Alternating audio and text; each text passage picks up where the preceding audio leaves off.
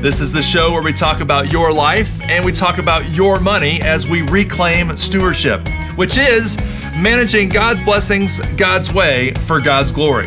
One of the things that happens on the radio show every day is people call in what they think is a math question. And what I find out, it's more about something that's behind the math, something that's behind the finances. And the reason why I know that is because I've been there.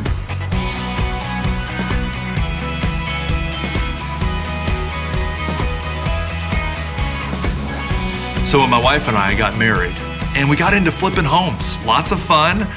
Flipped one home and was like, well, shoot, let's keep doing that. So we kept doing it back and forth. And finally I decided, you know what, why don't I get 8 at a time? Just not wise.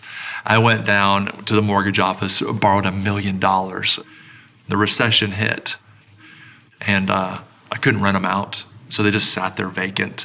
And I paid $10,000 payments for 36 months. January of 2011 comes, I don't have any more money to pay the payments. I walked into a filled courtroom, I looked a trustee in the eye, and I filed bankruptcy in January of 2011. I couldn't be a good husband, I couldn't be a good father, I was pastoring at the time, I couldn't be a good shepherd.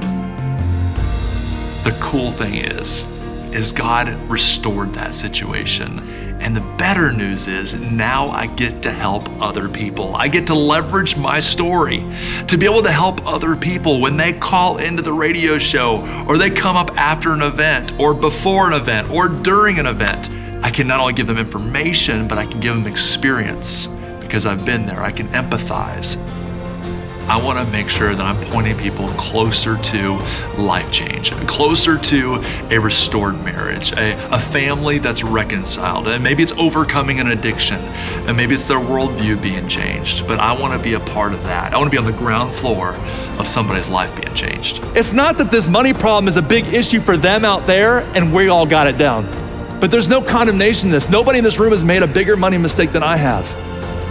This is a message of hope. So if I can be able to minister to people who are in the same boat that I was, if I can go to a speaking event or have a blog or a podcast or a radio show and somehow leverage my past to not only equip people, but to empower people and to encourage people, that's what I want to do.